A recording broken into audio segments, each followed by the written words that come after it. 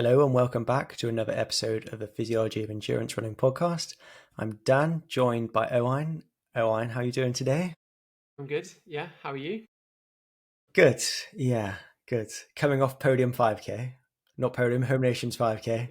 Yeah. Uh, what do you think of? Was it the last episode we talked about it? I think so. Yeah. Yeah. We mentioned Anyway, it, didn't we? Yeah. yeah, mixed bag, dire, but ran 14:29 and was hoping for about 30 seconds quicker, but it was a weird one in that my legs just felt really bad, like in the 2 or 3 days before, and then during the race, like during the warm up, I felt still pretty average, even just jogging, and then did my primer, and that felt pretty bad. Ran a K in 3 minutes. Uh, ran my K in the race first wear, the Metaspeed race. Decided they were too soft, and it was like horrendous conditions. So switched for Pumas. Need to do some more testing on those on the race, but yeah, that'll be completely another episode, I think, on that. Switch for Pumas, first K 2:49, second K 2:47, but like my legs were just like in bits, not like lactate, just like heavy. Was trying as hard as I could and couldn't run any faster. In terms of like just muscularly, my legs were just like in bits. My heart rate just never got high. I I averaged 67 beats per minute for my 14:29 5K. And the year before, where I ran 14:05, I averaged 176. And like max heart rate again, like peaked at 172. I think last year, like 186, something like that. So just like, I just was never breathing at any point either. It was a bit weird. I think I don't know what it was. If I'd been a bit ill, if I just done too much training leading into it, but just felt bad. But like, I think I'm really fit, so that's good. Uh, just didn't execute and sort of missed an opportunity when actually I think I could have done quite well on that field. But never mind. Cardiff 10K this weekend coming. So Yeah. Yeah. So a few days before this comes out, I guess, kind of 10K. yeah, like it'd be like the same as last time, wouldn't it? Yeah. So we'll see. Yeah, we'll see. I feel like I could run the same pace twice if I was on a good day, but I might next time we come on might run 30:30 and say actually no, I'm just not very fit. But I feel like the fitness is there, just couldn't execute. Yeah. Yeah. So I guess I'm going to use this as a segue. Were you wearing any sore whilst you were racing I up there? couldn't because I was in my mum. I was in Did you Welsh get the kit. I was in shorts the as Welsh well? team. I I don't think even my socks were sore. Maybe they were.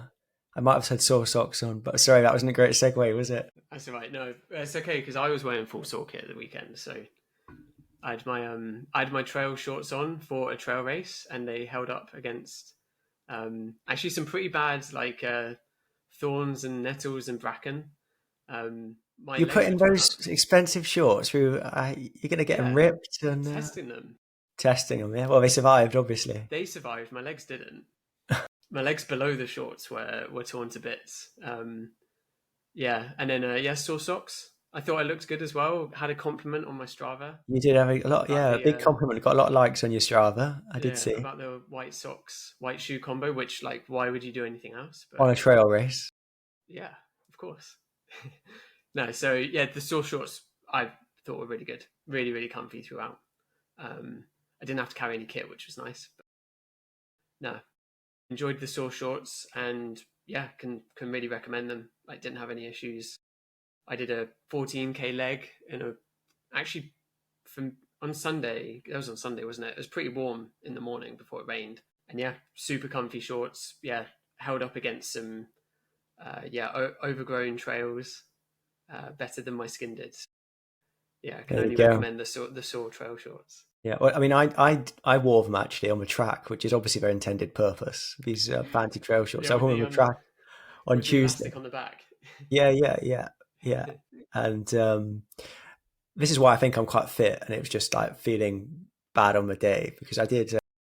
Maybe it was just for shorts. It was so good, but I did 3.2K, so 6 times 2 miles basically, uh, off of like 2 minutes rest and ran. I think but they're all between 9:58 and 9:55, and like heart rate was good, felt good, and that's like 12 miles at work at like, what's that, 65-minute half marathon pace, and feeling all right, like feeling like this is slower than half marathon pace. So I think I'm in a good spot. Yeah.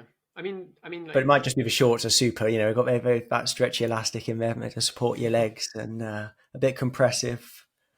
But yeah, yeah, I don't like your, we preach like using heart rate and not just going off a pace.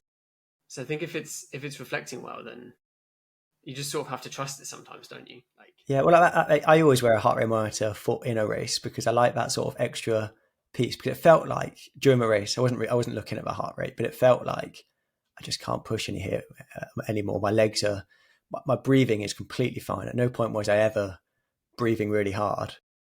I just couldn't force it. And I looked at the heart rate data afterwards and go, yeah, that's reflecting my perception of how it went.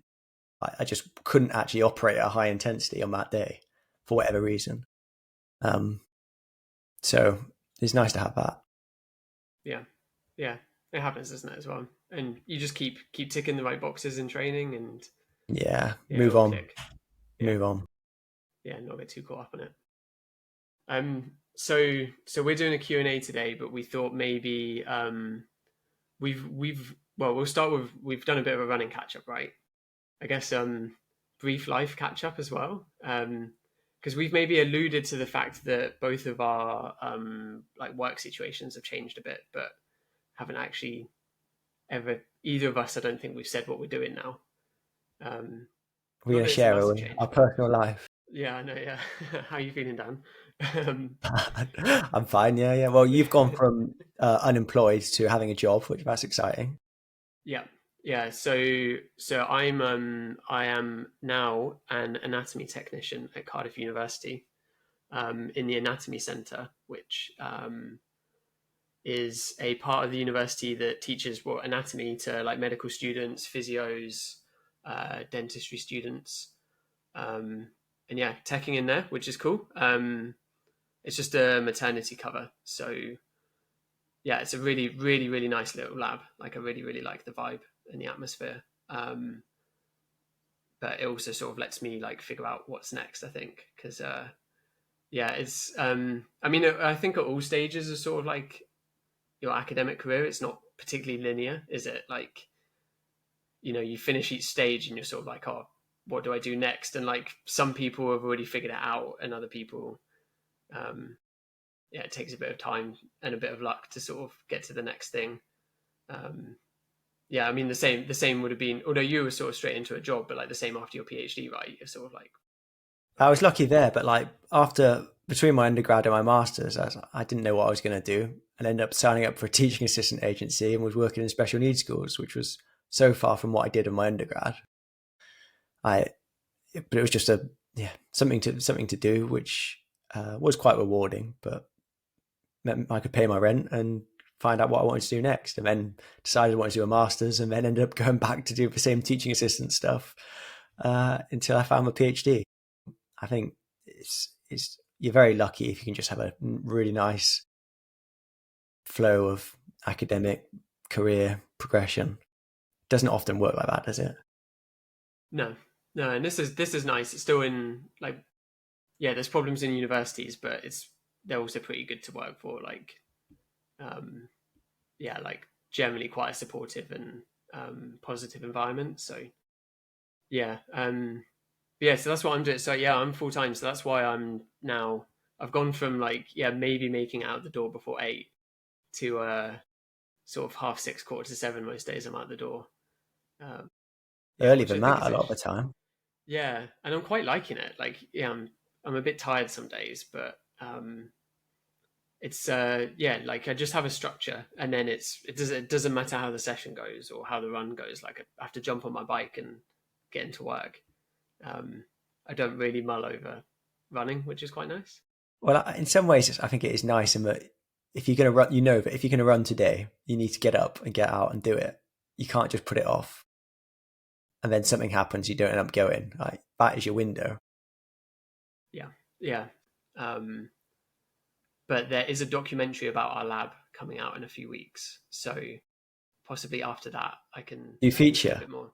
No, I don't. So it's filmed before I like a few weeks before I came into the lab.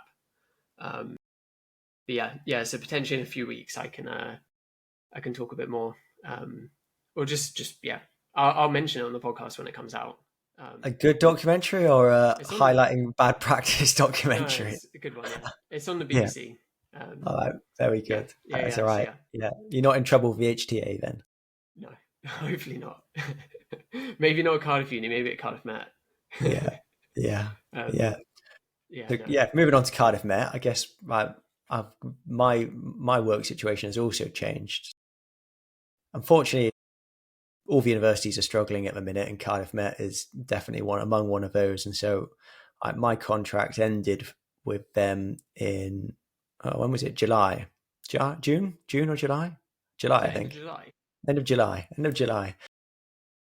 And I knew that was coming. It was fixed term anyway, but basically, yeah, anyone who on a fixed term contract didn't have their contract renewed. So that means that the Sport Physiology Hub doesn't exist anymore, unfortunately. So I haven't got access to the email account anymore. So if you've emailed them recently, yeah, don't expect a response anytime soon. I'm afraid.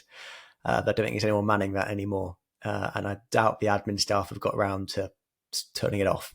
So yeah, that was at least I had about I did know from February, I think it was, or March, that it wasn't going to get renewed. So that did give me some time to plan. And actually, luckily, Welsh Athletics and Welsh Triathlon, who I was both servicing through Cardiff Met, still wanted to get access to me and my physiology testing. So I've been lucky enough to be on a one day a week contract with Welsh Athletics and a similar arrangement with Welsh Triathlon. So I'm still testing all of their performance athletes, which is great because obviously I love physiology and being in the lab, and that's the fun stuff, taking blood samples, getting data, etc., etc.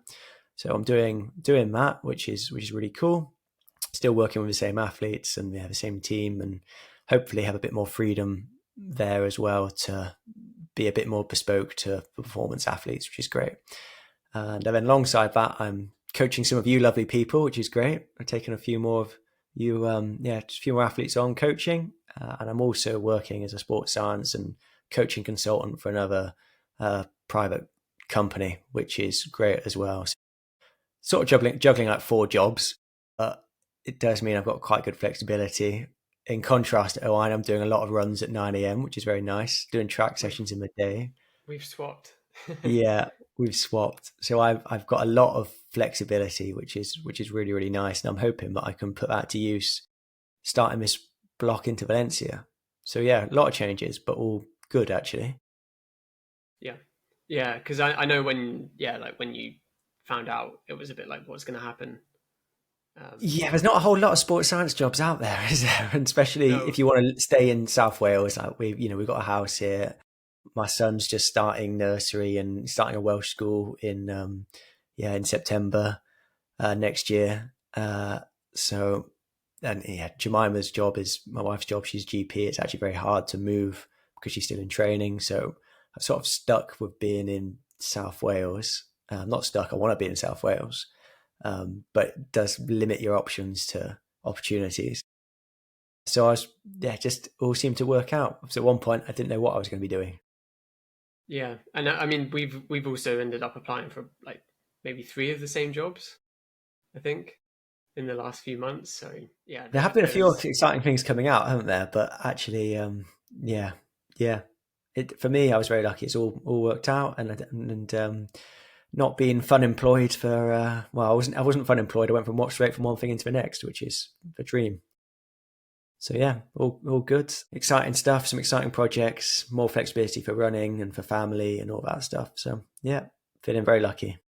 yeah, nice. And I guess then the other thing we've sort of got running is obviously the podcast. Um, I didn't know whether you wanted to. So I guess in the last, what's it been, 4 months, we've gone to like weekly episodes, haven't we? Which um, at times it's felt a bit stressful. There's been a few occasions where you've got a voice note from me, and I'm like, Dan, what are we doing for the next 2 weeks? Um, We've got away with it though. I think we put out some good stuff. A little bit of wing in it as per usual, but that's all fun, isn't it? All part of the fun. Yeah, and I guess I mean we'll probably do something at the end of the year as well. But like, have you got any like highlights or favorite guests in the past? God, you Well, put I me on the guess 9 spot here, months. aren't you? It's like choosing your favorite child, isn't it? What's your favorite guest? Um, I mean, like what in terms of ones that have been really popular, the Sir Park one, James, that was a good conversation. Enjoyed that about Norwegian singles method. That was yeah, that was a good one. And then more recently, Tom Evans. That was really, I think, very lucky to get that. I think I didn't expect him to say yes to recording a podcast 10 days out from his biggest race of the year in UTMB, and then for him to go on and win it. I mean, don't think we've mentioned that yet, but yeah, we've now had Olympic champion and a UTMB champion, which is pretty cool. To have someone reaching the pinnacle of the sport really in ultra running appear on our podcast and share his training prep up to that competition. That was really cool. What about you? Yeah, that was cool as well. Yeah, like you said, and yeah, I guess Alistair Brownlee as well. I mean, even when you said like, "Oh, do you want to talk to Alistair Brownlee?" I was like, "Yeah, of course." Like, I mean, we said it in the intro, didn't we? But like, just remember just him just yeah like shouting at people on the bike and just like just obliterating people. Like, yeah, that was yeah, just growing up watching that was really cool. So really cool to talk to him. Um, yeah, I guess there's been like just a really big contrast as well, hasn't there? I always think when we record, like how much have I learned, um, and hopefully that then reflects a good episode as well. So if I feel like I've learned something, or even just thought about something, then I mean that's what I want from a podcast. If I'm listening to, um, you know, a running or a science podcast, like I want to be thinking. So Yeah, um, I mean, I think the same. And you don't necessarily have to agree with what they're saying, but if it makes you think about something in a different way, or makes you question, well, why do I think what I think? I think that's a sign. But if it's provoking like, good thoughts or good thought processes, then that's adding something. Like in terms of like the scientists we've had on, like Rich Blagrove was definitely like up there. Just a super nice guy, if not, yeah, we finished talking regardless and of we the were just like, content. oh, I really enjoyed the last hour and 20 minutes of just talking to Rich as well. That was Yeah, yeah, that was good. I mean, Emma Ross a few weeks ago as well. That was really good. Like, I yeah, definitely. I mean, yeah. also like I finished that one and I said to my partner Rachel, I was like, I want you to listen to this now because like I feel like I've at least maybe will think about things from a different perspective and like Yeah. just slightly open your mind a bit more and yeah. Well, I'm going to give Emma Ross one a bit of a shout out to actually because the numbers didn't do that well relative to others, and I think it was partly female athlete physiology, and there was a good chunk about that, and that was super interesting. And even as a male, I think you should go and listen to it. But there was also so much about the how the EIS, the English Institute of Sports, did the top level athletes from 2012 to 2016. 2016 was it? Yeah, London and Rio Olympics. But it was just really, really insightful and really interesting stuff. So yeah, I would if you haven't already, go check that one out because definitely one of my top five, I'd say. Yeah, yeah, that was really good. Yeah, and yeah, just the way I mean, Emma's a science communicator now. Like you can tell as well, just how clearly she's able to get information across as well, which was really cool. Um, and then maybe one more as well, like just because it's changed sort of what I do or thinking like the recent one with Tim Podlegar. Um, yeah, just thinking about carbohydrate intake.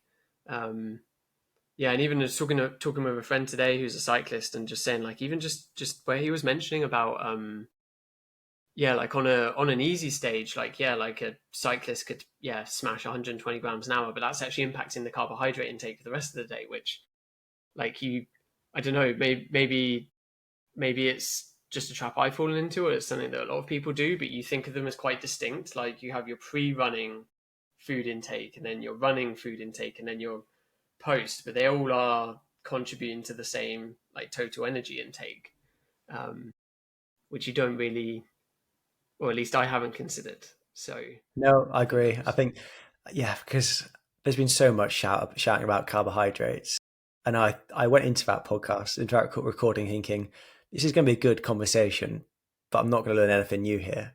But it did definitely add some, which is probably it was obviously pig-headed and so and yeah of me, but it was actually really insightful and did get me thinking differently as well. And yeah, and so definitely some really good takeaways from that. I think one of them being just the emphasis on actually the carb load versus the in-fuel nutrition, especially when you're talking about stages or race durations like the marathon, which actually they're long, but it's not long compared to like a Tour de France stage. Yeah. Yeah, and I mean, we've said it every time we've spoken about it, haven't we? Like, it's I don't think people are even scratching the surface of it, and it's not like it's some like hidden or not hidden, but like expensive and not very clear gain um ketones or tart cherry juice, like where it's not particularly clear and it costs a lot to do. Like, it doesn't cost a lot to carb load, and I think I said it in the Road to Barry series. Like, yeah, a few packs of wine gums and you're like well on the way to a And carb also load the range. evidence base is really good for it. Yeah, It's yeah, that's it as well. Yeah, and it's also it's being done.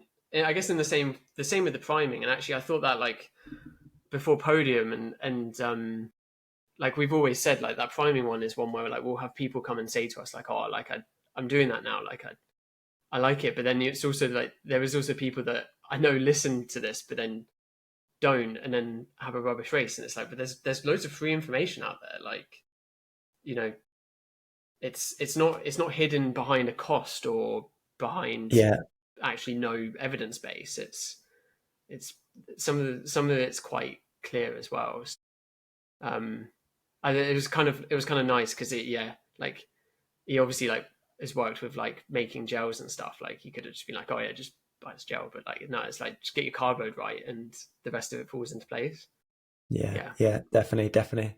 Well, it was funny because I got out of the car at the Home Nations 5K, and the first thing someone said to me was, "Just done my priming."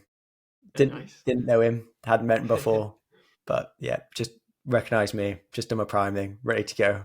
So I hope you had a good race. Yeah, fingers crossed. If not, it wasn't the priming. Like I've done a few fell races and done it, and I'm like, I don't know if this works because I just feel crap. But like 3 minutes in, but you are literally just going it's like max effort up a hill. But then now I'm like, I don't dare not do it because like I could feel even worse. Like it could just be I'm feeling rubbish, but everyone's feeling worse than me. No, So I 100%. I feel, especially in like a 5K, 100% I am priming and going quite hard. Like I did a K, well, I did a K in 3 minutes on a pretty twisty loop, and the rain had just started coming down, so I was just getting battered uh, and dodging people, dodging races, and like a K in 3 minutes, and that's quite a hard effort. But then, although my legs felt bad, I felt like I was off the line, great, fine, into a rhythm. I didn't yeah, feel it's just rusty. just avoiding that, like just feeling awful for the first like K or two, isn't it? And then Yeah, and yeah, then it will feel rubbish anyway. But you've maybe gone further and like we said, like I don't know, save some energy.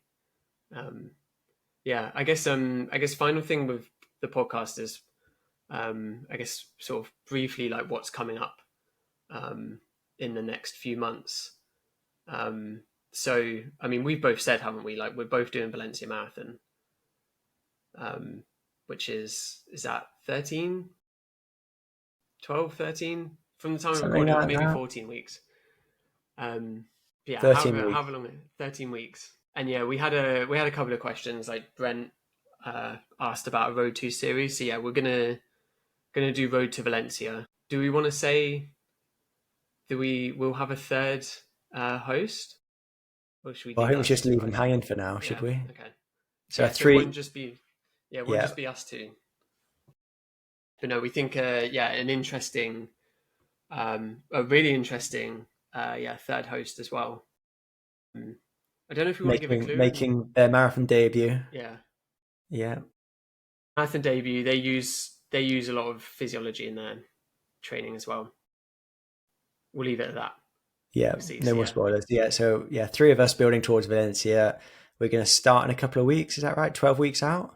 it'll be the week after this drops. Yep. Um, yeah. So yeah, weekly series, and then we're going to try and do the normal episodes around that as well, but they won't be every week.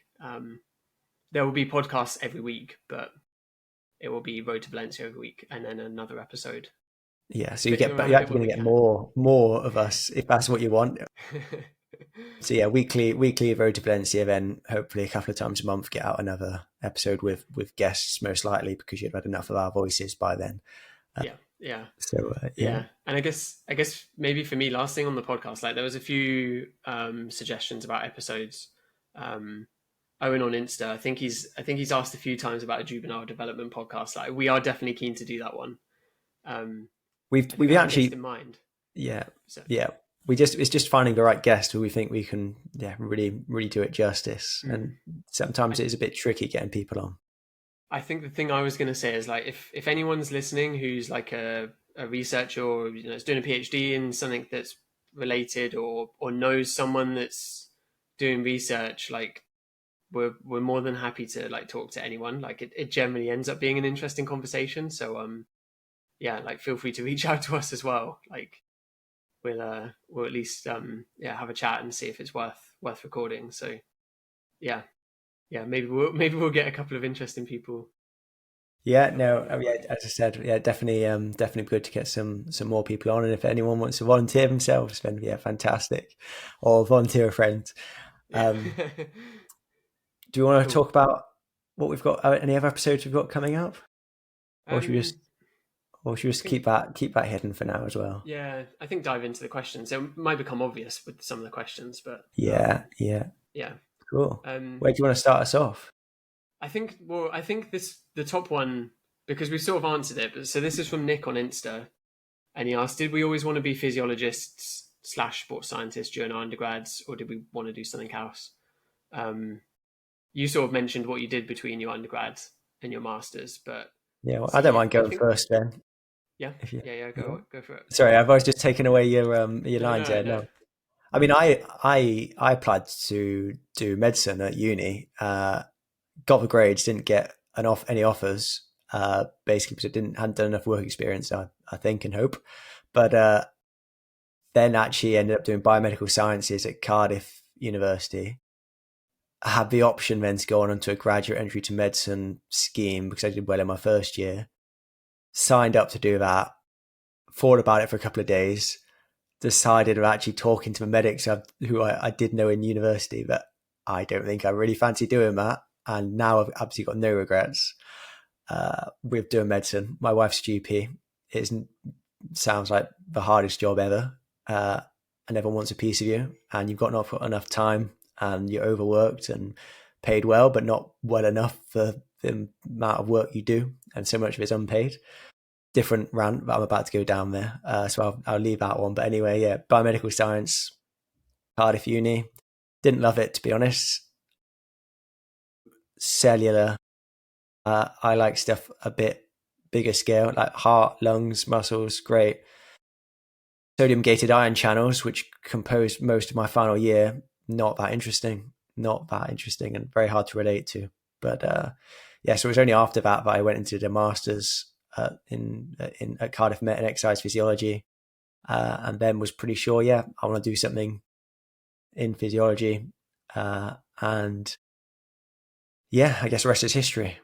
But it does Are mean that you, because I didn't do an undergrad in sports science, so I've never done any biomechanics, any sports psych, any nutrition. It's just I'm super interested in all that stuff, so I've read loads about it, but I've literally just been a physiology silo because my even my undergrad degree was biomedical sciences, specializing in physiology, but more physiology of just resting physiology and pathophysiology, so the physiology of disease, rather than what happens to a body during sport and exercise.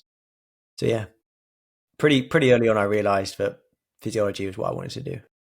we've we I think we've maybe mentioned this before, haven't we? That like actually, if you're dead set on physiology, then maybe doing biomedical science is actually a better undergrad in some ways because you get real like foundational stuff. Just choose the And right then course. yeah, choose the right course, and also I think we said last time, didn't we? Like go somewhere where you have opportunities to still like keep in touch and do applied work in sport. And like you said to me before, you were doing some coaching with Cardiff Uni Athletics, right? So God, yeah, like leading I had every sessions. So position on the committee whilst I was there, and that was a big part of my university experience. Loved being part of Cardiff University Athletics Club, and that was really good. And I did do a placement year during my undergrad at Cardiff Met in the sports science, the sport physiology labs, and that was my big motivation to go and do the masters afterwards. Was I just had a great year up there with like-minded people doing really cool stuff. yeah, yeah. So like we said before, like that's not the worst way into it, is it? Uh, yeah, and I guess for me, like, so if I'd gone, I think we would have been the same year of university, right? Like when the fees went up, and I wasn't 100% sure on going to university, and I was originally going to go do American studies. American studies, were Yeah, you? yeah, yeah. But I wasn't completely sure on it, so I just started working, and then I was like, well, I like sport and I like exercising. Like, why don't I do a degree around this? And then yeah, I started with the Open University, and then sort of decided, well, there's absolutely no chance of a career unless I do a master's, and that I did feel like I'd missed out on the in-person element of university, not just like university as a whole, but also like sports science. Like I'd done everything distance. Um, so yeah, I did the masters and then was like, this is amazing. Like I think now, especially now the weather's turning, it's really reminding me of even like doing the data collection for my dissertation. And like I was like cycling up to campus at like 6 a.m. in like the rain sort of thing, and like up there all day, and I just loved it. It's just so much fun. So I was like, yeah, like if I can keep doing this, like I'll do it for as long as possible. Um, but also at the same time, like I just quite like learning. So if we lived in a world where university wasn't exceedingly expensive, I would also probably be just as happy going back and just doing another completely like unrelated degree, like history or something or politics. Like I don't know, I Yeah, just quite like learning, and just that atmosphere of learning like is a really nice one. Like that's maybe something you like as well, like things like journal clubs and just talking through ideas. And yeah, like there's no like wrong thing to say, is a really nice and really rare atmosphere. So yeah, just being around that's quite nice, I think, as well. yeah, no, they're good environments when you get the right people around you. Definitely, Yeah, definitely.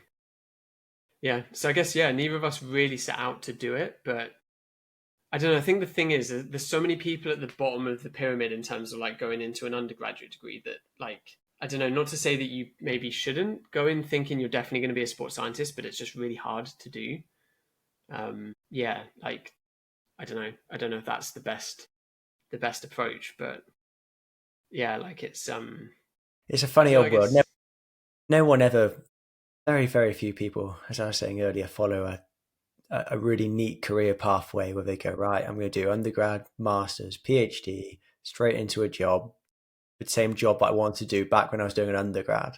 yeah, Even on like the master's course that you did and I did, there was people coming from all sorts of backgrounds. I hadn't done any sports science before and came to do this master's. And then there were people doing, but yeah, had loads of different backgrounds. And the same with like PhDs. You get people from coming from all over places, people who are doing it, having had a career already, doing something completely different. Um, yeah, I think it's never linear, and you can't plan it. You can have an idea. You should have. It's nice to have an idea of where you want to go, but if you don't, I don't think it's the end of the world.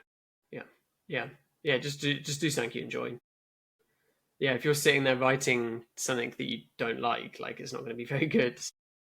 Yeah, Yeah, well, you. I think I definitely recognise that I'm very lucky to do something that I enjoy doing. A lot of people haven't managed to have that opportunity. So yeah, in risk of getting too deep here, should we move on to the next yeah. next question? Yeah, and I like the next question as well. Adam asked me this like 3 months ago, and I've been like, I need to ask this. So it's, do we disagree on anything? If so, what?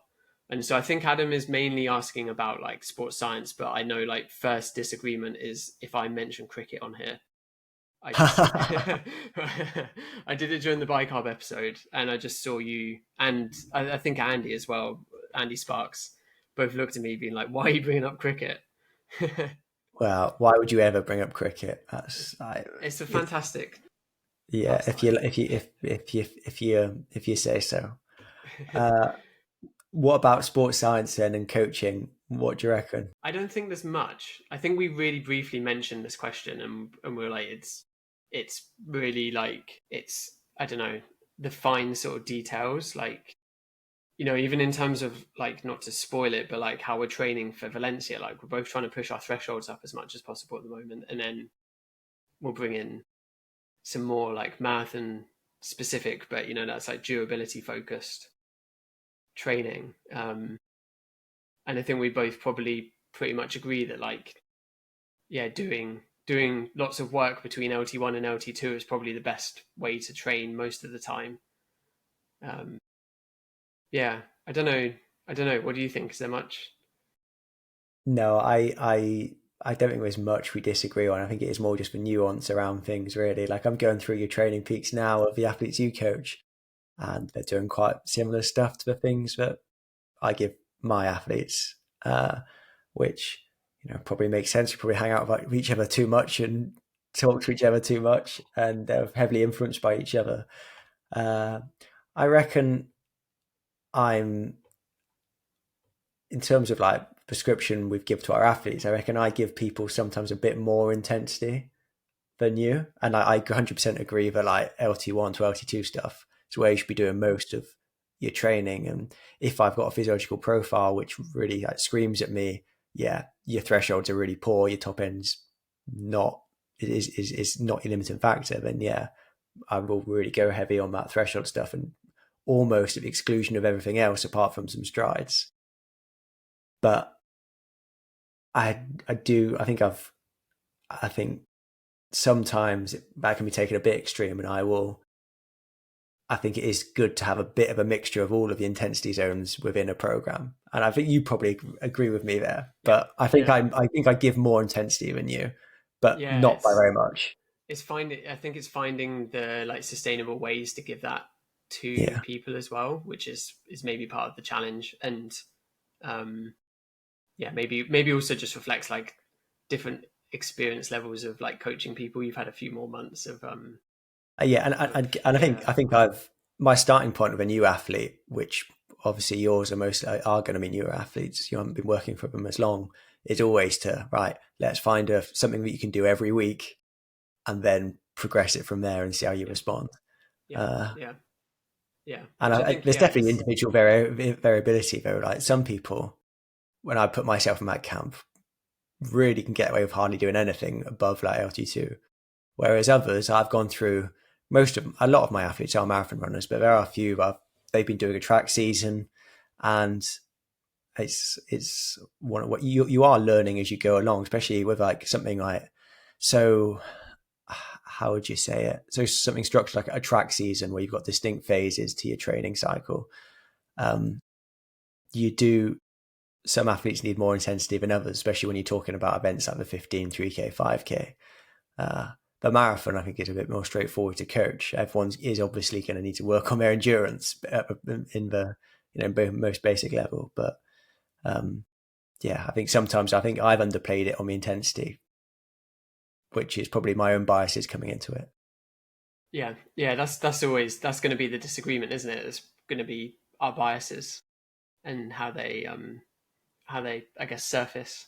Um, I'm trying to think of other disagreements. We maybe I think we the one that stands out to me is that we're vastly different like fueling on long runs, but I think that's maybe just because generally the intent that like the relative intensity for each of us is pretty different if we're running together. But I'm normally Yeah, smashing gels, whereas you're like not touching them. there's partly me being organised, and partly I think like if I'm running around with a heart rate of 120 beats per minute, I don't feel like I need to smash a load of gels to get through that, and I'm not gonna be that depleted at the end either because more of my energy is coming from fat. But I think you are. I think you're more on top of the fueling than me in terms of the in training fueling. Yeah, my Yeah, 100 grams. yeah. I'm not. I think you're more aggressive with it. Even when I'm doing my marathon specific stuff, I am trying to be quite aggressive there, and that will still ramp up as we get into Valencia, and we'll talk about it loads then. I It's a balance, isn't it? It's a balance. Yeah, Like I think it but was interesting when we talked. That was one of the really interesting bits about talking to Tim Tim, Podliger. yeah. Was his? I posed to him like, "Well, people are doing the double threshold training now. What do you think about fueling around that?" And he was sort of saying, "I probably wouldn't fuel during it because the intensity is so high. You're not, even though it's threshold, it's still quite high intensity. You're not going to absorb it very well. Just fuel before and after, which Yeah, makes sense, I guess." yeah, yeah, yeah. No, definitely different approaches. I think also part of it is just I just quite like experimenting with it. Um, like I'm gonna try make my own gels in the near future. Um, yeah, just because as much as anything, like if I'm taking something, I sort of want to understand how to like what goes into it. Um, which I think yeah, obviously with some things you can't like. Um, I'm trying to think like I don't know what else you'd actually take to be honest, but like yeah, like I don't know. It's just they're actually they're so like they are fairly simple. So it's like well, let me slightly deconstruct this and then see if there's a better um not a better way to do it, but like something that works slightly better for me. And also just from doing the 100K and then just talking to a few of the people from that afterwards, like a lot of them really like put a lot of value in like doing the same thing. So finding their sort of carb ratio that works for them, um, and sort of saying like that was what they felt was one of their like keys to success was yeah not necessarily like it might be it's fine, but not just using a product they bought, but yeah, like manipulating it and trying something different. Which yeah, I don't think we'd be doing this podcast and we wouldn't have done all the studying we would have done if we weren't people that are interested in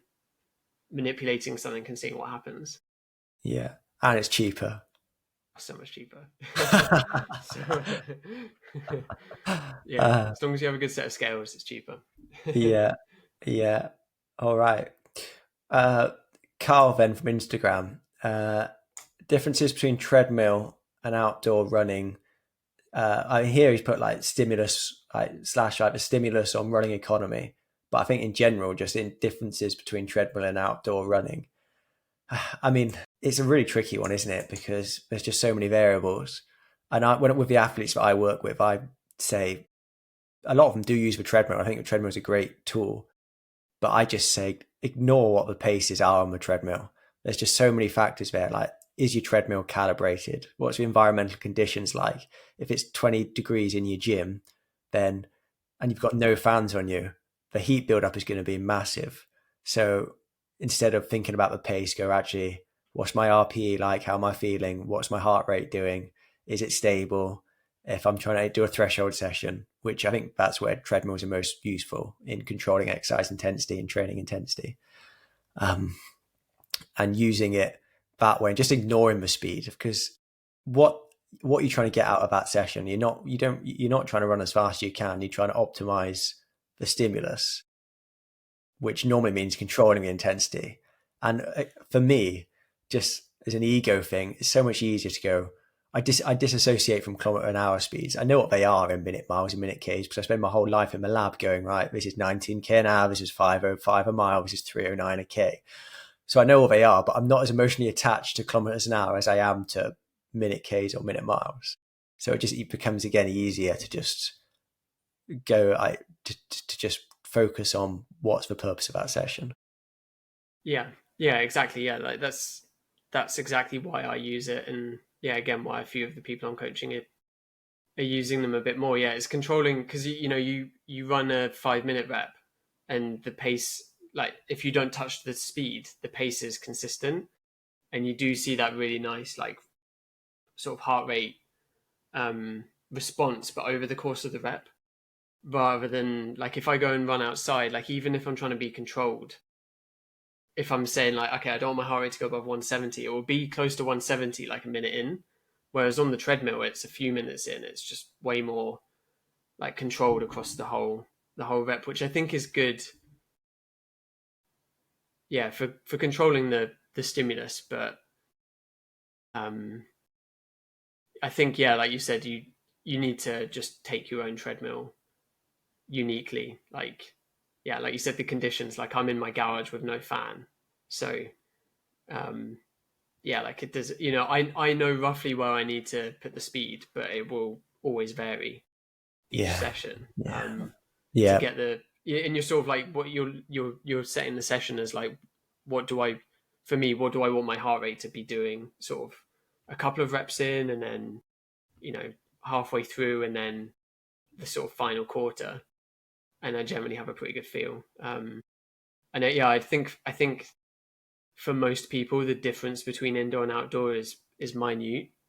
Um, I know I did read some papers about this. There's some good papers about comparing treadmill and outdoors.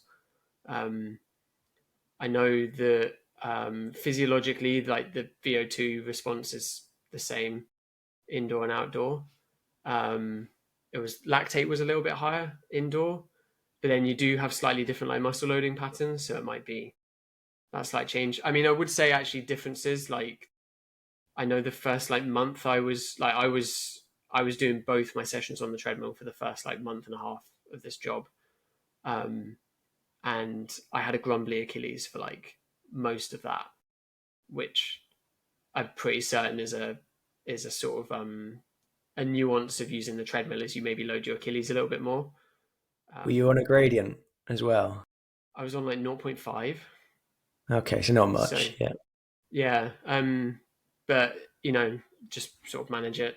Like it's fine. Like it's basically just stiff when I wake up in the morning, and then it's fine. Um, but yeah, no. Apart from that, I don't think there's any difference. I think you probably do want to go and do some stuff outdoors still, like not do absolutely oh, everything on the treadmill. 100%. Just Yeah, as much as anything to like humble yourself because you can, like you said, you disassociate from the speed, but actually if you're like, whoa, I'm like, yeah, I'm well fast on the treadmill, and then you go outdoors and you're like, oh, maybe maybe the treadmill is not calibrated well. yeah, yeah. And I think like the evidence says there is small biomechanical differences, and I think anecdotally, if I've not done any treadmill running and then I do a session on a treadmill, I say I've not run on a treadmill much over the summer, I start doing treadmill sessions again after a 2 month break. When it comes to this time of year, I really feel it in my quads and just muscularly, find it really hard. But then the other way is also true. If I've done loads of sessions on the treadmill and then I start running outside, I find I'm getting a bit more sore. So there definitely are nuances to it. I think broadly they are similar. Specifically of running economy, yeah, I think it makes sense to always be doing some stuff outside. But the sort of thing that's going to benefit your running economy more is probably the faster stuff, like doing the strides, doing stuff at 3K, 5K pace, and just stuff at race pace in general.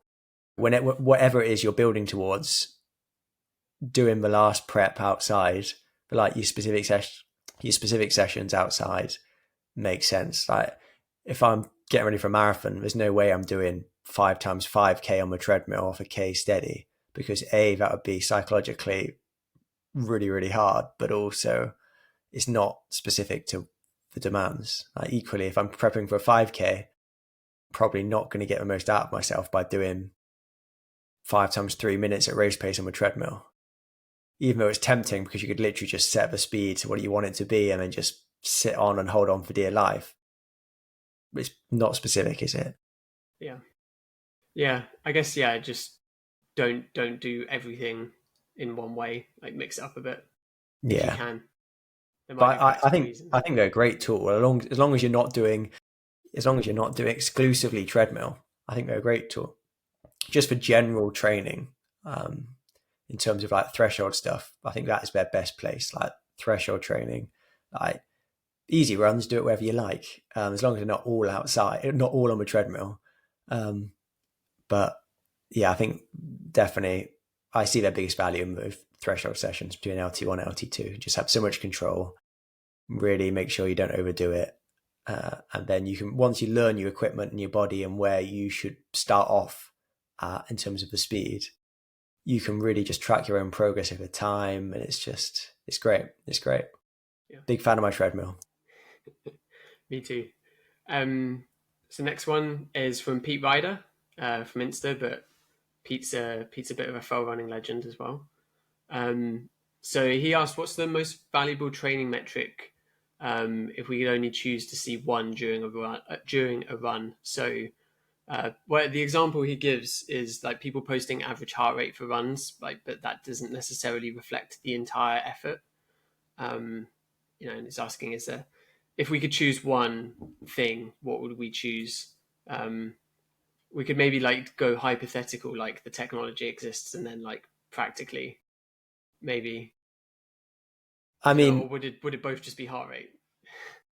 nah, I guess I think average heart rate's great if it's a steady state run, but if it's an intermittent run, you're doing intervals, and it's not great at all because it's not actually going to be that high. Like when I did those 6x2 miles, my average heart rate was like, for the whole thing was like 150. But I was having times where my heart rate was up at nearly 170 and times where it was down at 110. The average doesn't actually reflect the stress and intensity of the session. I mean, if I was going to boil it down just to one variable, I'm going RPE. Does it feel hard? Yeah, it was hard then. Did it feel easy? It was easy, and yeah, maybe it feels harder than normal because actually something non-physiological like stress and like work stress, life stress, sleep deprivation. Uh, but that still means it was harder than normal. So that's going to have a bigger toll on your body. That'd be my Yeah, interpretation. yeah, and I guess yeah, like we both train to heart rate, and like yeah, again, if we're using like our 5 minute rep example, like yeah, I know what my heart rate or what I want my heart rate to be, but if my RPE is really off, like I'm that almost like supersedes it. It's sort of like if the RPE is fine, then I'll go to heart rate, but if it's really hard or if it's really easy, then I'm sort of like okay, something up. Normally, the if it's hard is a bit more of a like I need to do something. If it's easy, I'm like oh, I'm in great shape. But yeah, I wondered if there was a way of like actually like measuring and not looking like a bit of a maniac, like measuring VO2. Would you would you want that? Because if you knew your VO2 max and you knew your ventilatory thresholds, like would would that be better than heart rate? Obviously, then you have to be wearing a mask the entire time. But I think it would be marginally better, but not that much better to really be worth it, because heart rate obviously tracks VO2 really well, uh, but over a long duration bout, you see more drift in heart rate than VO2. So in that case, VO2 maybe better represents the stress on the body, or it certainly represents the energy expenditure. But then again, you have yeah, the same thing of, well, what are you reporting though? You look at average oxygen consumption, because that's just going to run into the same trap and pitfalls that average heart rate does. yeah. I guess I'm. So I guess we're taking it two ways. Like I'm thinking, like if you had a screen on your watch that said like exactly what VO2, it was in that moment, yeah, or like a rolling 5 second average or something. Because then you yeah, could like I was thinking then you could calculate energy expenditure and you could then actually start moving closer to how like some cyclists train and start going off like kilojoules sort of thing, and like that would yeah. be I still interesting. think it all boils down to RPE, Yeah, because actually, you got oxygen consumption, but actually, say your thresholds are really, you don't know if you're above or below your threshold, and that's going to have a massive determinant on how quickly you fatigue. Say your thresholds got worse, but your VO2 max is the same. Well, the same oxygen consumption that once was quite sustainable is now not very sustainable. yeah, yeah, But it'd still be interesting, wouldn't it? I yeah, mean, people love the hot topic at the minute, or the last couple of years, has been muscle oxygenation, isn't it? I've There's still loads of pitfalls of that, and I've hands up never used it, but I've read a lot. I read quite a bit about it, and know people who have used it, and I just think the interpretation of it is difficult. It's noisy. It's, it's really sensitive to where you put the sensor, like what muscle group And even on the same muscle group, where precisely on the muscle it's situated makes a big difference. Yeah. Obviously, I love lactate as well. And that's useful for, but they've all got strengths and weaknesses. Lactate is great at measuring intensity, but it tells you nothing about duration. When you're actually quite a moderate intensity, if you're doing those people doing the 100k with you, their lactate would have been about 1 at the start and have been about 1 at the end. If it was over 1 at the start, then they've probably gone out too hard. So lactate is not very sensitive to long duration but moderate intensity stuff. So yeah, Yeah, the brain. It can't all comes down to the brain. beat. Tim Noakes had one thing right, didn't he? And that was the brain is king. Since then, he's Yeah. gone a bit off the wall, hasn't he? But yeah, we'll leave that. Yeah. What's Yeah. next? We done that one? Yeah. Uh, I've I've highlighted one. Should we so Aaron, on the Google form that we have, it was quite a long question. I surmised it as basically about junk miles, and do we actually think they're a thing, given that if you go in like a 3 zone model, each zone has a benefit. And he mentioned like gray zones as well. Um, I guess we're almost going into like pyramidal versus polarized with that, aren't we? Because if you're really like thinking polarized training is better, then yeah, there is junk miles and gray zone. Whereas if you think pyramidal training is better, then maybe there's less. Probably still do junk miles, but um, yeah, I think it's people refer to junk miles. People refer to that as like jogging really slowly, but they also refer to it as threshold training, or they used to at least. I think now there's a lot of hype around threshold training, but people used to go, "Oh, you don't want to be doing that stuff in the middle. It's just hard, but not hard enough to really get much of an adaptation." And I think we've pretty conclusively moved on from there, or at least I think most of our listeners would have followed our followed what we've um, followed along with the guests we've had on who have talked about their emphasis on threshold training and how effective it is. Yeah, I don't think junk miles exist. Is there an intensity that's too low to cause adaptation? Well, it depends how far long you're running for. Even if you're going 50% of your VO2 max, if you're out there for 4 hours, of course you're going to get some sort of training response. You're going to get some muscle glycogen depletion. You're going to get a capillarization response to that. I mean, one thing that's been on Twitter recently, or X, whatever it's called, is this obsession with walking and how you can get a is it massive VO2 max from walking. zone zero? What's that? Zone zero, isn't it? Zone zero. Oh Yeah, it's God. Alan Cousins. Yeah. Well, it wasn't him. It was someone else, but some grifter. But yeah. Now you're not going to walk yourself into a sub 220 marathon shape, but if you're not very fit, walking's a great starting point. And you're probably going to get your VO2 to quite a high percentage of your VO2 max just walking, especially if you go on an incline. And if you do it for long enough, then yeah, you're going to get a training response.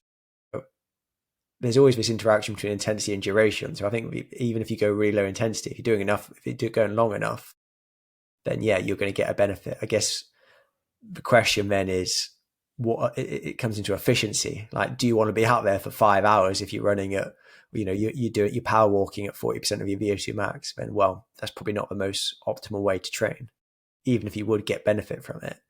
And it also comes down to what you're actually training towards, what you're trying to do with that training stimulus. Yeah, Like, yeah, power yeah. Because walking is not going to improve your running economy, is it?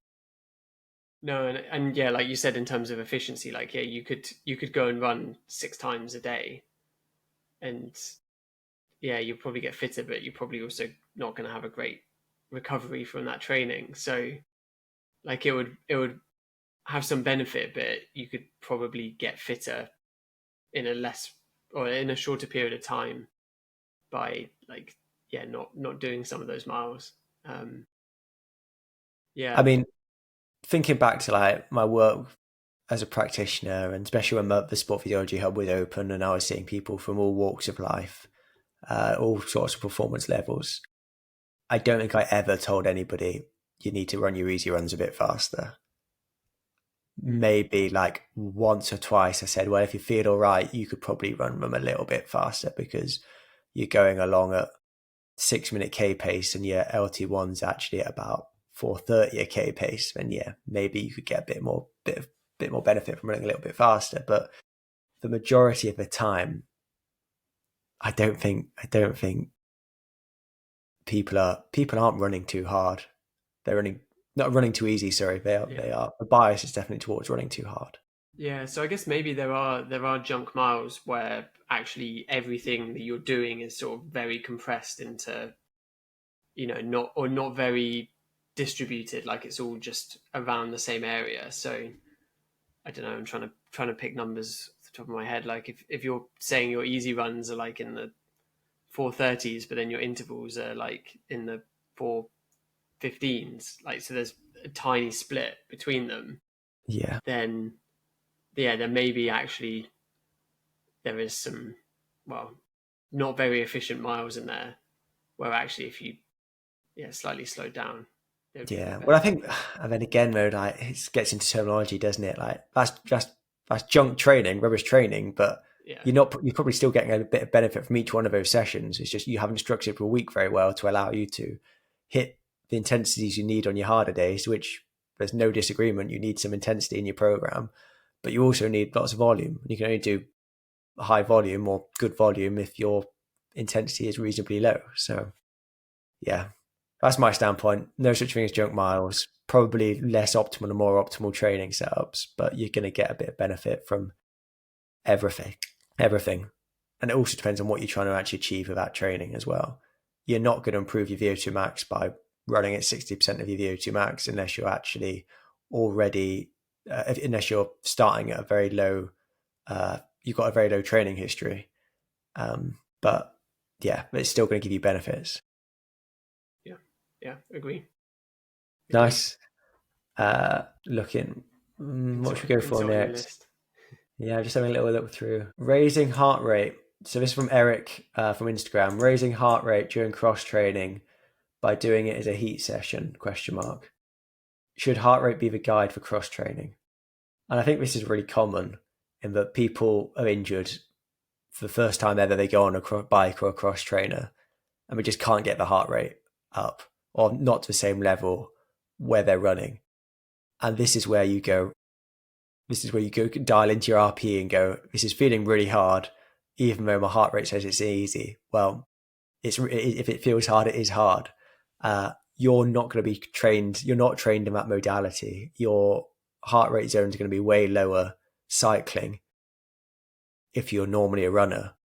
So you're just going to have to adapt and find new zones to work from. If normally you run at 130 beats per minute, maybe you need to go on a cross trainer or bike at 115 beats per minute. And as you get a bit more conditioned, you can probably push those zones a bit closer to your run zones. But me personally, my heart rate is 20 beats lower for a same lactate level, cycling versus running. And I can know what I could use. It's just a different modality, different sport. Yeah, I think also even before this sort of session begins, especially on a bike, like I reckon sometimes people's positions on the bike just suck. But their seat's too low, and then they're just yeah, massively like engaging muscle groups that they don't actually need to because they're just in a. So I'd almost be like checking that if you're like this feels so hard and my heart rate's like barely up, like yeah, get someone that knows what they're doing to have a look at like the position you're sat on the bike. Yeah, If no, it's that's a good especially if shout. it's an indoor bike that you need to move around and stuff, like you shouldn't just jump on the bike that's in the gym and start pedaling. Like Yeah, there is some like yeah fitting sort of there's a fitting element to it that you obviously don't have with running. So I'd probably check that to start with. But yeah, I thought it was an interesting question. Like, yeah, could you add a heat stimulus in to increase the like intensity of the cross training? Which I don't think it's a terrible idea. Like, I don't know whether maybe even just to mix it up, like alternate, like yeah, one day do it as a heat session, the next day do it as a um, yeah, just a normal temperature sort of cross training. Well, Yeah, I think this is another thing that gets raised quite a bit when I talk to people is that actually, what are you using heart rate for? Heart rate, what are you trying to do with a heart rate? It's not the aim of a heart rate isn't to get it as high as possible. It's to control intensity. Are you going to with the low intensity stuff? The main benefits aren't going to be cardiovascular. They're going to be peripheral. So, does it matter if your heart rate's really low? Not particularly, like especially for low intensity stuff. Like if you want to improve your VO2 max, yeah, you need to get your heart rate pretty close to your VO2 to pretty close to max. Whereas the main adaptations you're getting from low intensity and even threshold based stuff is peripheral adaptations.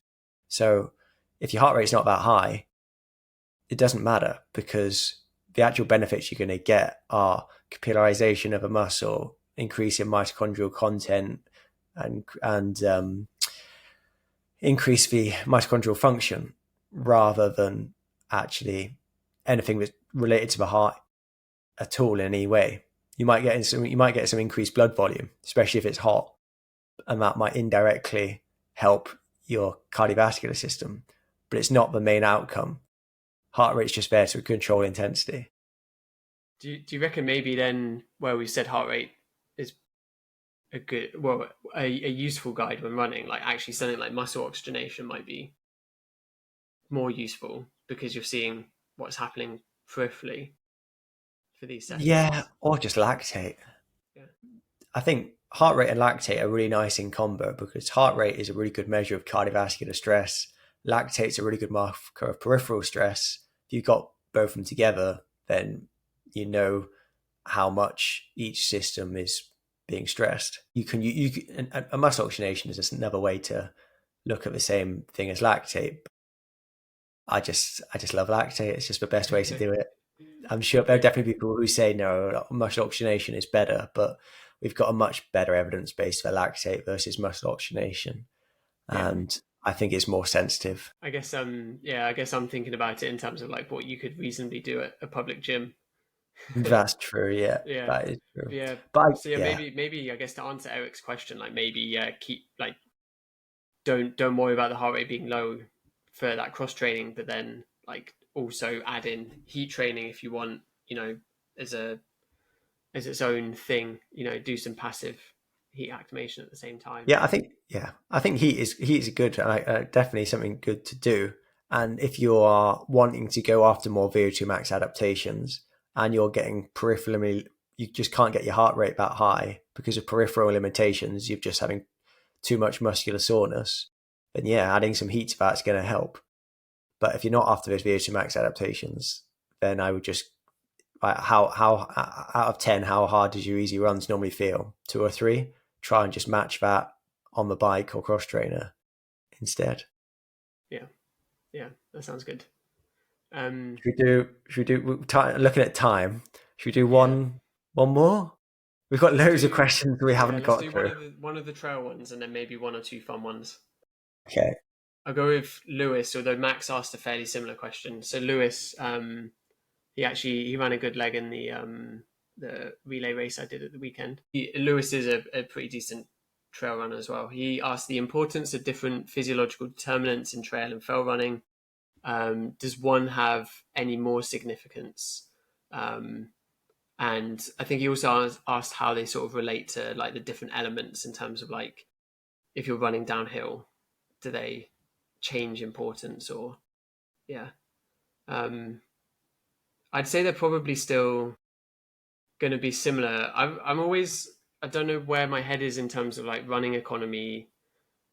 Um, once you get into like off road terrain, um, yeah, just like obviously it's still important, but then I don't know whether this is just me still in my head, like getting stuck in terms of like thinking economy is like how it looks versus what's happening at a muscle level. But um, I do wonder, like once you add in terrain, like whether it's more important or less important, and I don't really know. Um, Yeah. I mean, one of the key differences between running on the level, um, running on a flat versus uphill, especially uphill, is the amount that the Achilles is utilized. Because when you're running uphill, you just don't really have a stretch shortening cycle. So you're not getting that elastic return. Your Achilles just can't be loaded and then unloaded in the same way. It can't act like a spring. So you become less economical going uphill. So for some people, that if that's not their natural trait, like then probably doesn't matter very much. But if you've got someone who's really springy, elastic, they've got great economy on the flat, and you put them running up a hill, that's not going to translate as well. And I would also say that things like the things you do to improve running economy on the flat, like plyometrics, aren't likely to impact uphill running as much. Now, downhill might be the opposite. You're actually getting a lot of eccentric loading, and the Achilles is going to get loaded up. But then I expect the limiter there is more just the muscular conditioning for the massive amount of eccentric loading that you're going to get and the muscle soreness associated with that. Uh, but I definitely am with you in that. What does efficient, what are good economy numbers running up a 10% gradient on uneven terrain? What do they look like? No idea. I expect there's big differences between someone who's like Tom Evans and me, for example. But what those numbers are and what determines those numbers, don't really know. Yeah, yeah. And then I guess like the other determinants, like I think VO2 max is still really important, and especially if even just thinking of like the demands of the sport, like a really short fell race, like if the climb is only like 10, 15 minutes long, like that's, yeah, I'd say probably a bigger VO2 max is probably gonna correlate pretty well with how you're gonna do on the way up. Um, yeah, it Yeah, doesn't. I mean, in terms of the big three, like VO2 max, thresholds, and economy, they're all going to be important. But I think, yeah, how they relate to each other, And then the terrain especially is economy as well, is going to be different. I think Chris yeah, Jones spoke a little bit about this in the interview we did with him, didn't he? About doing some testing on the flat and on I can't remember the gradient, but on a gradient in the lab. And he said his threshold heart rate, his heart rates at threshold were different from memory. Uh, and oxygen consumption. I think it was actually oxygen consumption for a given heart rate was different as well. So there's definitely some variables at play there, and there's nuance to it. At the same time, if you're running up and down hills, you need to have a good enough physiology to be great at a flat as well. Tom Evans shows that, like 63-minute half marathon runner, European World Cross GB representative, but is awesome on the mountains. You still need a really good VO2 max threshold in economy. yeah, yeah. It'd be really interesting if someone could get, like sort of like 10 elite road runners, 10 elite fell runners, like short fell runners, 10 elite trail and ultra runners, and just look at their physiology. Like I know it's going to be different anyway. Like there's loads of ways to slice the pie, or yeah, but is there anything that's clear between the groups? Would be quite interesting to see. I think. Yeah, Like I I don't know reckon whether it'd there's be some. interesting if there was or wasn't a difference, Yeah, and there I still reckon there'd being be like some body comp differences in terms of like muscle mass, uh, like where that muscle mass is placed, especially for like the uphill, where the uphill and the downhill extra stress becomes with off-road trail running, mountain running. I think that would look different. I reckon actually trail runners might weigh a bit more because they probably need a bit more muscle mass to cope compared to in my head I'm thinking about a stereotypical East African who is basically all tendon and ligament, mm, and that's about it. I don't know how well they would cope having to power their way up a mountain. yeah, it'd be interesting to see. And I guess you'd probably then we're like designing a study now, probably designing our PhD to be honest. Like would you then want to take in some like strength measurements as well, and like reactive strength index, and look at sort of just the entire profile and see Yeah, it'd be see really if interesting. yeah maybe someone will fund that. Um, Cool. Fun question. I think this one from Dr. Doug stands out to me. Dr. Doug on Instagram. I mean, last time we asked about racing animals, didn't we? So now we're racing each other. What distance would we have to race over for a dead heat? This is me and you. Yeah, I got that. Yeah, Um, so I actually reckon 100 meters would be close. I reckon I you'd think have me over 100 meters. I think it would be close, and then it would divert a lot, and then it would come back close, like 150 miles. Maybe. Yeah, quite possibly, quite possibly. Yeah, I mean, my starting point is always, well, 99% of men are faster than me over 100 meters. So you're probably faster than me over 100 meters. I'm probably 200, potentially 400. Anything longer, I think it becomes too aerobic. I'm Yeah, not saying that you're an anaerobic monster, but you're probably more so than, but anyone is probably more so than me. yeah, We'll yeah. have to set it up. Get some next time we're at Cardiff Met. We'll No, get some timing dates up, I and was thinking the Monday or Tuesday after Valencia Marathon. is that Or if we right? want to bring in some real jeopardy, we'll do it the Saturday before on the boardwalk. We can Yeah, invite all the other podcasters and influencers that are there. We'll do a 100 yeah. meter. Have you ever done a flying 30? No, I don't think so. I jogged Uh, through it when we set it up to make sure the speed yeah, gates were working. But I've never done one properly, like warmed okay, up for it, got into spikes, and really like gone for it. I I've only wouldn't know ever how to like warm tested up. it semi seriously beforehand, having not warmed up. Yeah, yeah, I wouldn't know how to warm up. I'd go for a jog and then be like, okay, I'm ready. I do Yeah, literally all of the things that we've laughed at distance runners for doing when we've done those measurements yeah, of just treating yeah. it like an interval session versus the sprinters that are like, yeah, life and death on this flying 30. Nice. I reckon, yeah. So I reckon 400 meters then is up to there.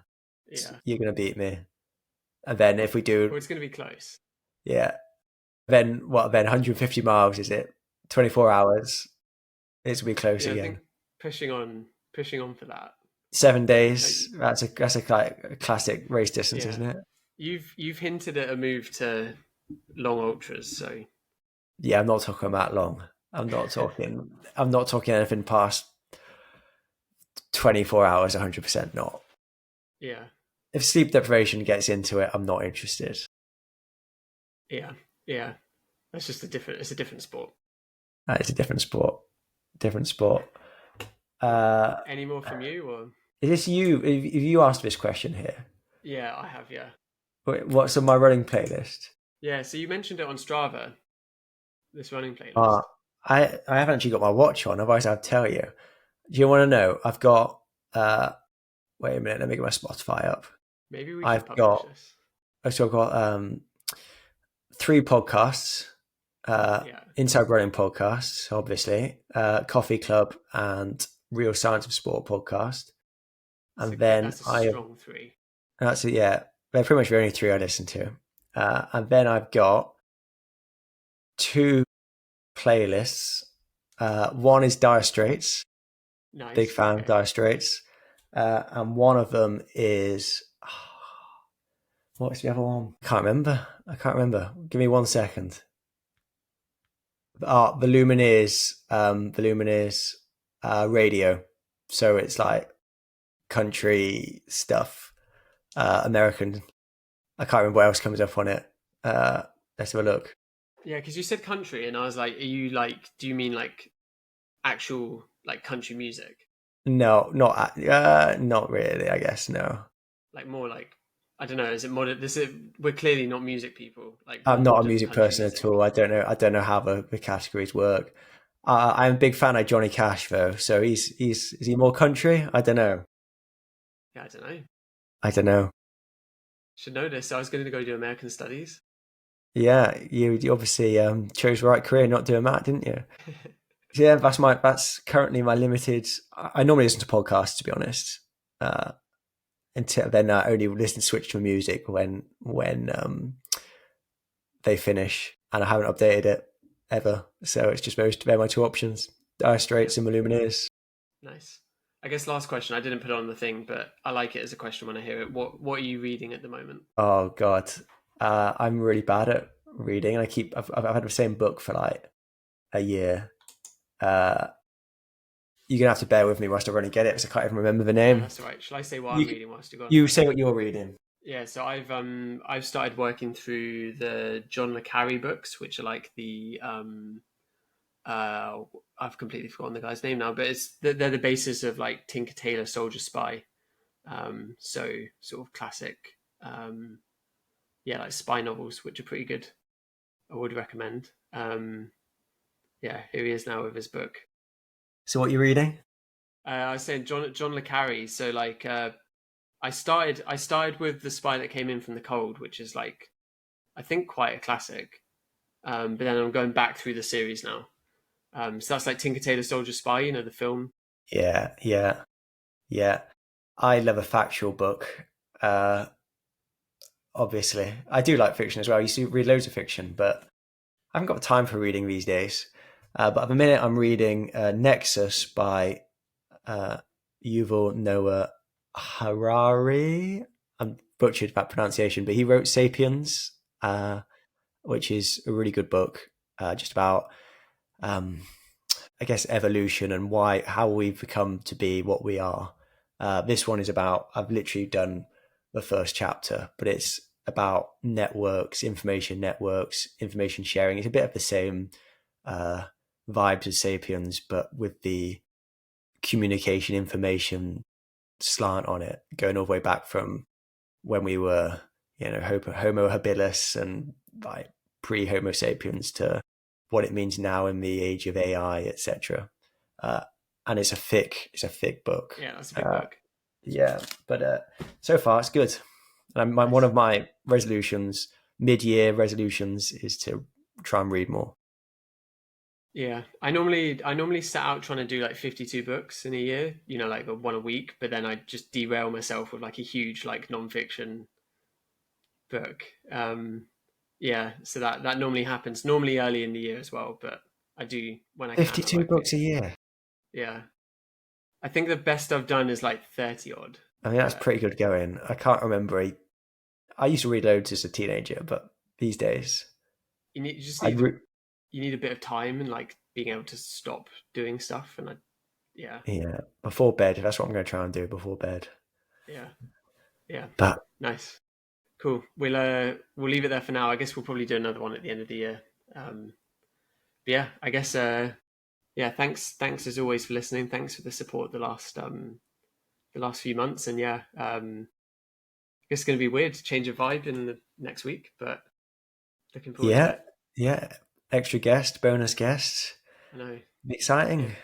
yeah, yeah. I guess let us know. Give us your guesses as well. Who the guest is. And let us know what Yeah, you we'll think of this podcast. I feel like we've been quite rambly today, and it's been a yeah. bit disjointed, uh, That's all right. and maybe a bit off piece compared to what we're normally doing. But I enjoy chatting to you. So if anything else, I've had a nice evening. Yeah, nice. We'll yeah, catch everyone again soon.